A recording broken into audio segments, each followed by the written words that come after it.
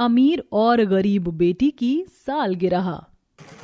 मेरी अमीर और गरीब दोनों ही बेटी की शादी की सालगिरह है। अब एक के घर जाऊं और एक के घर नहीं तो अच्छा थोड़ी ना लगेगा। मैं अपनी दोनों बेटी दामाद के लिए अपने हाथों का बनाया हुआ ड्रेस ले जाऊंगी, बस उन्हें पसंद आ जाए मेरा गिफ्ट। पर मेरी अमीर बेटी ने मुझे बुलाया नहीं। उसने ऐसा क्यों किया होगा? अरे काम बहुत है, भूल गई होगी।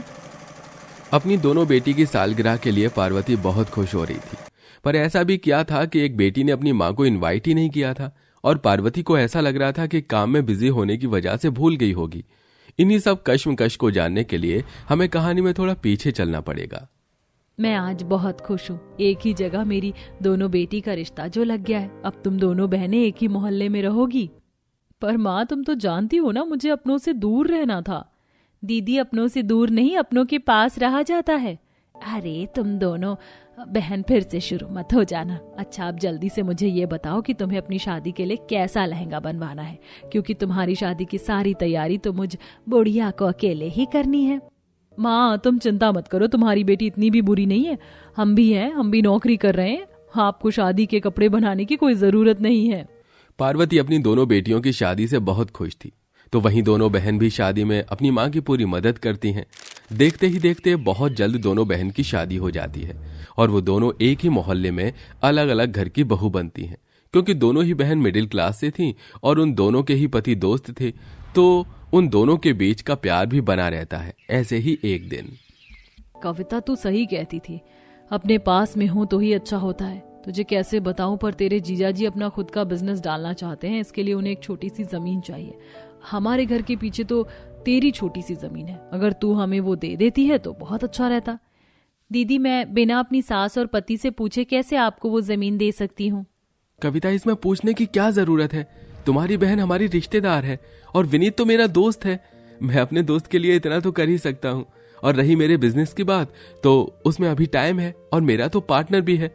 अपने पार्टनर के साथ मैं कोई दूसरा रास्ता निकाल लूंगा। दीदी, मैं अपनी वो जमीन आपको देता हूँ, बस उसकी जरूरत फ्यूचर में मुझे भी पड़ सकती है, तब आप मुझे वापस कर देना।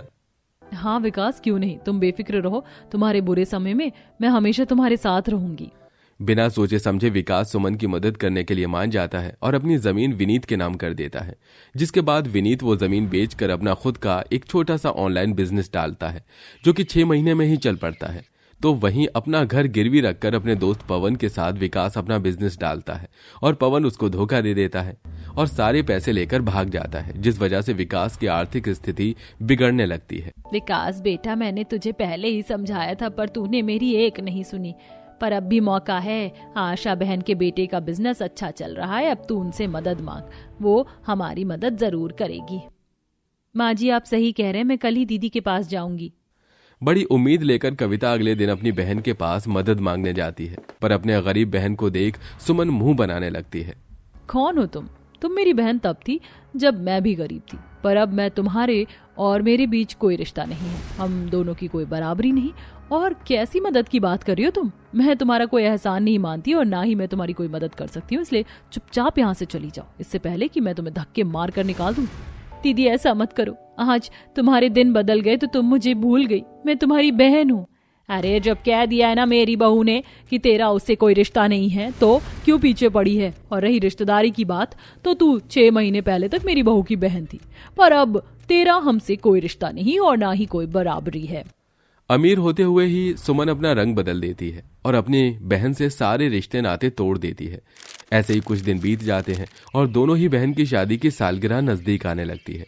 जहां एक तरफ अपनी शादी की सालगिरह से कविता और उसका पूरा परिवार दुखी था, तो वहीं सुमन अपनी पहली शादी की सालगिरह पर बहुत ज्यादा खुश थी। विनीत जी, ये हमारी पहली शादी की सालगिरह है और अब तो हमारे पास पैसों की भी कमी नहीं है। भगवान की कृपा से आपका बिजनेस भी चल रहा है। क्यों ना हम घर में छोटी सी पार्टी रखें? अरे तुमने तो मेरे मुंह की बात छीन ली। इस पार्टी में मैं अपनी मीटिंग का भी प्लान करूंगा और बड़े बड़े लोगों को बुलाकर उनसे डील भी कर लूंगा। मेरा काम और आगे बढ़ेगा। तुम अपने रिश्तेदारों को भी बुला लेना, पर उन्हें जो अमीर हैं, अपनी गरीब बहन की तरह नहीं। अरे बेटा, तू बेफिक्र रह, उस कविता को कोई नहीं बुलाने वाला। बहू तो खुद से पीछा छुड़ा रही है। सुमन अपने ससुराल वालों के साथ मिलकर अपनी एनिवर्सरी प्लान कर रही होती है और बाहर जाकर महंगे महंगे कपड़े और शॉपिंग करती है। तो वहीं घर में दुखी विकास अपनी बीवी से कहता है, माफ करना, हमारी पहली शादी की सालगिरह है और मैं तुम्हारे लिए कुछ नहीं कर पा रहा। आप मेरे साथ हैं वही काफी है। हाँ बेटा, सालगिरह ही तो है, इस साल ना सही अगले साल मना लेना। वैसे तू कोई दूसरा बिजनेस डालने की सोच रहा था, क्या हुआ? हाँ माँ, मैंने किसी को कर्ज दिया था, वो मेरे पैसे लौटा रहा है। वो पैसे मिलते ही मैं अपना एक और बिजनेस डालूंगा। अगर इस बार भगवान की कृपा रही तो मेरा बिजनेस जरूर चलेगा और इस बार मुझे किसी की मदद नहीं चाहिए। आप देखना, बहुत जल्द हमारे हालात भी ठीक हो जाएंगे। जहां सुमन सालगिरह की तैयारी कर रही होती है तो वहीं कविता अपने पति के साथ दूसरे बिजनेस के कामों में लगी होती है। और वहीं एक माँ को अपनी दोनों बेटियों की सालगिरह के बारे में पता चलता है तो वो अपनी दोनों बेटी दामाद के लिए अपने हाथों से कपड़े बनाती है। और जिस दिन शादी की सालगिरह होती है उस दिन पार्वती सबसे पहले अपनी अमीर बेटी के घर जाती है और उसके घर में नौकर चाकर अमीर मेहमान देख बहुत खुश होती है। अरे मेरी बेटी सच में बहुत अमीर हो गई है। कितने बड़े बड़े लोग आए हैं पर मेरी छोटी बेटी क्यों नहीं दिख रही?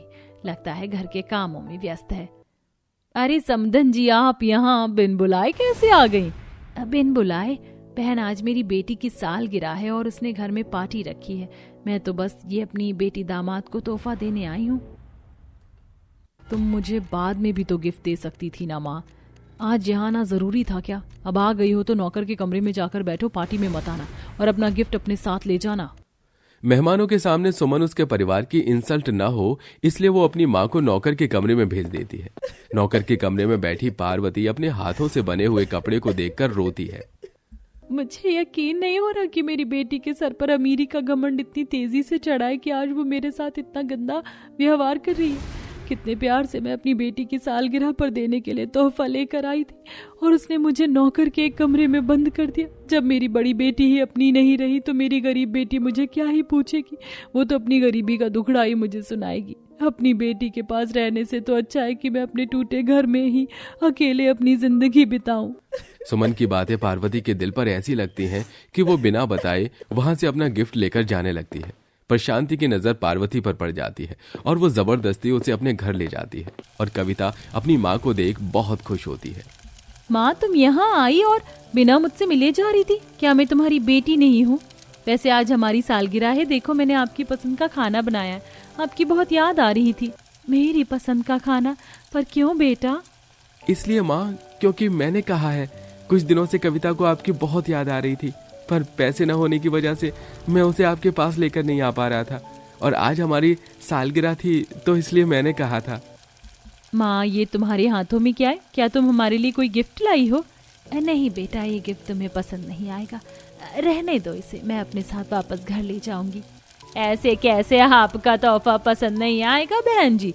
माँ का प्यार है, आप तो जो दोगी बच्चों को वो उन्हें अच्छा ही लगेगा। अब जबरदस्ती कविता अपनी माँ के हाथ से वो गिफ्ट ले लेती है और खोलकर देखती है और कपड़े देख अपनी माँ को गले से लगा लेती है। माँ, दीदी की आंखों पर अमीरी की पट्टी बंध चुकी है इसलिए उन्हें आपका प्यार नजर नहीं आया, पर मुझे सब नजर आ रहा है। मुझे आपका ये तोहफा बहुत पसंद आया। अपनी गरीब बेटी से मिलकर पार्वती के दिल को बहुत सुकून मिलता है और गरीब बेटी उसकी अच्छी सी खातिरदारी करती है। सब एक साथ बैठकर उस गरीब मढ़ई में सालगिरह की दावत का मजा लेते हैं और इसी तरह समय गुजरता है। बीतते दिनों के साथ कविता के हालात भी सुधरने लगते हैं और पार्वती की बड़ी बेटी तो घमंड में चूर होकर अपनी माँ को ही भूल जाती है, जिसके चलते पार्वती अब सिर्फ कविता से ही अपना रिश्ता रखती है और उसके घर आना जाना उसका लगा रहता है। एक छोटे से गांव में गरीब परिवार काफी मुसीबत के साथ रहता था। सुमन चूल्हे को जलाने की कोशिश कर रही थी। हे भगवान, एक तो ये गीली लकड़ी से चूल्हा जल भी नहीं रहा है और सूखी लकड़ी लाने के लिए पैसे भी नहीं है, करूँ तो क्या करूँ? सुमन मुसीबत से खाना बना रही थी कि तभी पूरा परिवार वहां आता है। अरे भाभी, क्या हुआ? आप रो क्यों रही हैं? मैं रो नहीं रही हूँ, आंखों में धुआं लग रहा है। आप सब लोग बाहर कहाँ थे? हम सब तो बाहर ही बैठे थे। माँ, मेरे कपड़े फट गए, मुझे नए कपड़े दिला दो ना, मेरे दोस्त लोग मेरा मजाक उड़ाते हैं। बेटा, ऐसे जिद नहीं करते हैं। मैंने कितनी बार कहा है कि अभी पैसे नहीं हैं, तो तुम्हें समझ नहीं आ रही क्या एक बारी में? माँ, कब से आप यही बोल रही हो? अरे मेरे दोस्त जब मेरा मजाक बनाते हैं तो मुझे बहुत बुरा लगता है। मैं बार बार ऐसे फटे हुए कपड़े नहीं पहनना चाहता। बस अब मुझे और कुछ नहीं सुनना। एक ही बात को मैं कितनी बार समझाऊं? अरे हम गरीब परिवार में हैं और गरीब परिवार में बस फटे हुए कपड़े को सिला जाता है, नए कपड़े नहीं आते हैं। आई बात समझ में? दोबारा ये बात बोल मत देना कि नए कपड़े चाहिए। बहू तू क्यों गुस्सा कर रही है? अरे वो बच्चा है और बच्चा जिद नहीं करेगा तो क्या हम बड़े करेंगे? तू भी ना बच्चे पर ऐसा नहीं चिल्लाना चाहिए।